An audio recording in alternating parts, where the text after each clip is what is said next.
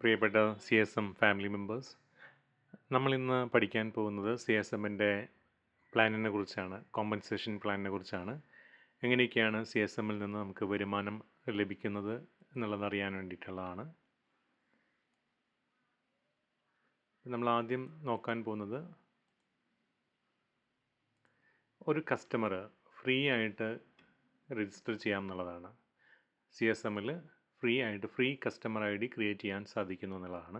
അപ്പോൾ അഡ്രസ്സും കാര്യങ്ങളൊക്കെ കൊടുത്തു കഴിഞ്ഞാൽ, ഫോൺ നമ്പറും അഡ്രസ്സും ഡേറ്റ് ഓഫ് ബർത്ത് കൊടുത്തു കഴിഞ്ഞാൽ രജിസ്ട്രേഷൻ നടക്കുന്നു. ആ രജിസ്റ്റർ ചെയ്ത വ്യക്തിക്ക് കസ്റ്റമർക്ക് ID നമ്പറും പാസ്വേഡും കിട്ടുന്നു. അതിനുശേഷം ഈ കസ്റ്റമർക്ക് രണ്ട് ഓപ്ഷനാണുള്ളത്. ഒന്ന്, do you want to be a customer or do you want to be a distributor? കസ്റ്റമറായിട്ട് തന്നെ തുടരണോ അതോ ഡിസ്ട്രിബ്യൂട്ടർ ആകണോ എന്നുള്ളതാണ്. അപ്പോൾ നമുക്ക് ഒരു കസ്റ്റമറായി നിൽക്കുകയാണെങ്കിൽ എന്താണ് ഗുണം? ഇപ്പോൾ കസ്റ്റമർ ആണെങ്കിൽ നമ്മുടെ CSMന് ഒരുപാട് ഷോപ്പുകളുണ്ട്, ഫ്രാഞ്ചൈസികളുണ്ട്. ആ ഫ്രാഞ്ചൈസികളിൽ നിന്നും പ്രൊഡക്റ്റുകൾ വാങ്ങുന്ന സമയത്ത് നമ്മുടെ ID നമ്പർ കൊടുക്കുന്ന സമയത്ത് നമുക്ക് DP റേറ്റിനാണ് പ്രൊഡക്റ്റ് കിട്ടുക എന്നുള്ളതാണ്. MRPക്കല്ല, DP റേറ്റിനായിരിക്കും പ്രൊഡക്റ്റുകൾ കിട്ടുക എന്നുള്ളതാണ്.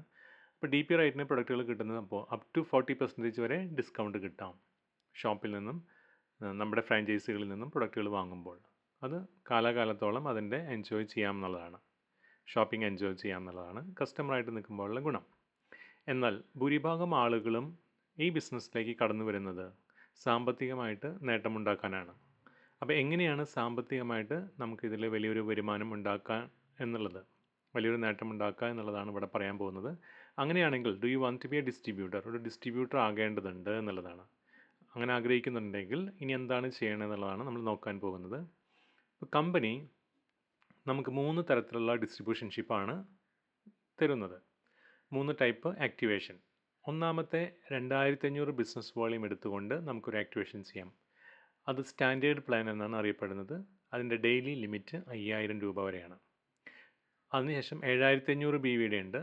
7500 ബിസിനസ് വോളിയം എടുത്തുകൊണ്ടും ഇതിലേക്ക് കടന്നു വരാം. അത് പ്രിവിലേജ് പ്ലാൻ എന്നാണുള്ളതാണ്. അതിൻ്റെ ഡെയിലി ലിമിറ്റ് എന്ന് പറയുന്നത് 15000 രൂപയാണ്.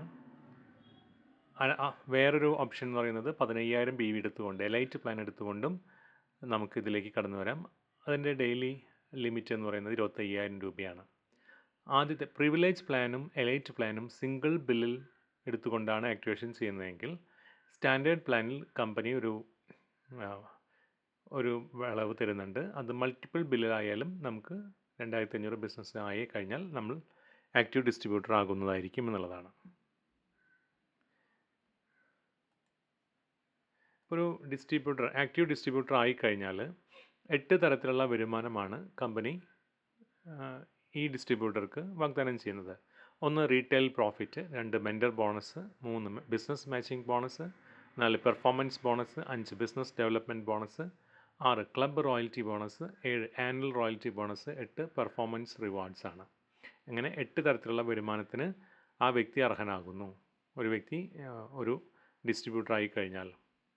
അപ്പോൾ എന്താണ് റീറ്റെയിൽ പ്രോഫിറ്റ് എന്നുള്ളതാണ് നമ്മൾ ആദ്യം നോക്കാൻ പോകുന്നത്. റീറ്റെയിൽ പ്രോഫിറ്റ് വളരെ സിമ്പിളാണ്, എല്ലാവർക്കും അറിയാവുന്നതാണ്. 1000 രൂപ വിലയുള്ള ഒരു പ്രൊഡക്റ്റ് നമ്മളൊരു ഡിസ്ട്രിബ്യൂട്ടർ ആണെങ്കിൽ 700 രൂപയ്ക്ക് കിട്ടുമെന്ന് വിചാരിക്കാം.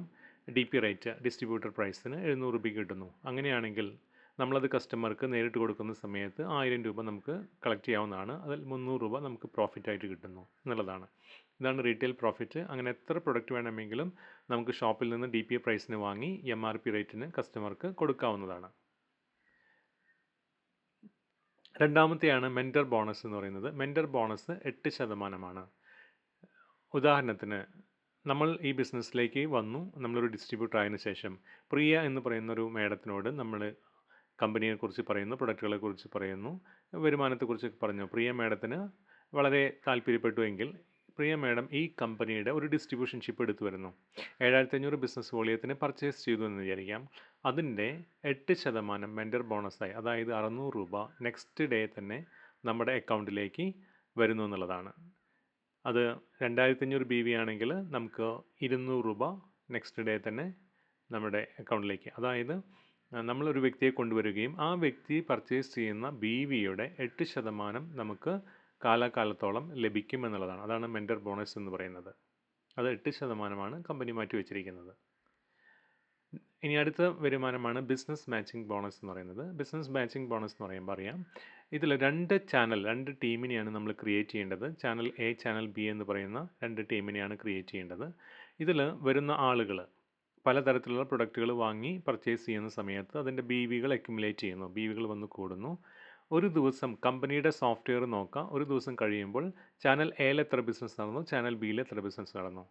ചാനൽ എയിൽ 2500 BVയും ചാനൽ ബിയിൽ 2500 BVയും വരുന്ന സമയത്ത് അത് മാച്ച് ആവുകയും അതിൻ്റെ 18%, അതായത് 450 രൂപ നമ്മുടെ അക്കൗണ്ടിലേക്ക് വരികയും ചെയ്യുമെന്നുള്ളതാണ്. പിറ്റേ ദിവസം തന്നെ അക്കൗണ്ടിലേക്ക് ക്രെഡിറ്റ് ആവുമെന്നുള്ളതാണ്. എന്നാൽ ആദ്യത്തെ വരുമാനം ലഭിക്കുന്നതിന് വേണ്ടി ആദ്യത്തെ വരുമാനം ഫസ്റ്റ് പെയർ 2:1 എന്ന് പറയുന്ന കണ്ടീഷനാണ്. ആദ്യത്തെ പെയർ ലഭിക്കുന്നതിന് വേണ്ടി ഏതെങ്കിലും ഒരു ചാനലിൽ 5000 BVയും അടുത്ത ചാനലിൽ 2500 BVയും വരുമ്പോഴാണ് ആദ്യത്തെ പേ ഔട്ടായിട്ടുള്ള 450 രൂപ നമ്മുടെ അക്കൗണ്ടിലേക്ക് വരുന്നത്.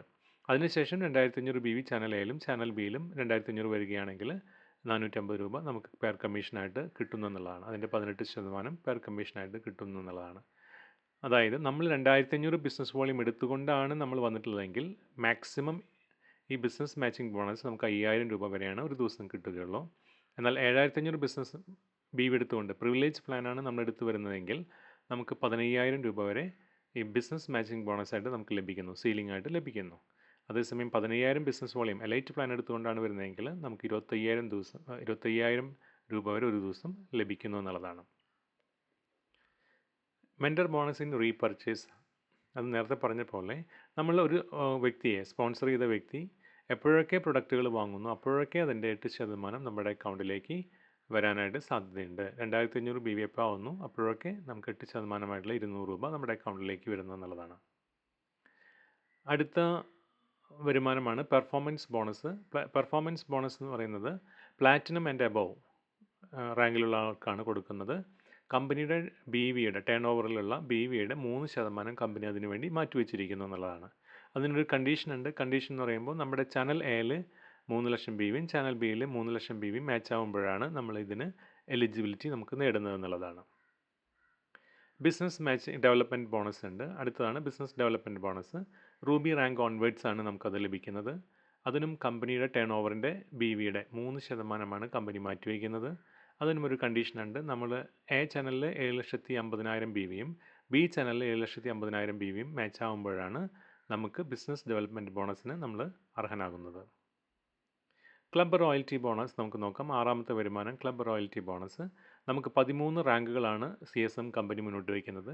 അതിൽ അവസാനത്തെ 3 റാങ്കുകളായ diamond, crown diamond, brand ambassador ഈ റാങ്കിലെത്തുന്ന ആളുകൾക്ക് കമ്പനിയുടെ ടേൺ ഓവറിൻ്റെ 1% മാറ്റിവെക്കുന്നു. ഇതിന് പ്രത്യേകിച്ച് ക്രൈറ്റീരിയാസ് ഒന്നും ഇല്ല എന്നുള്ളതാണ്.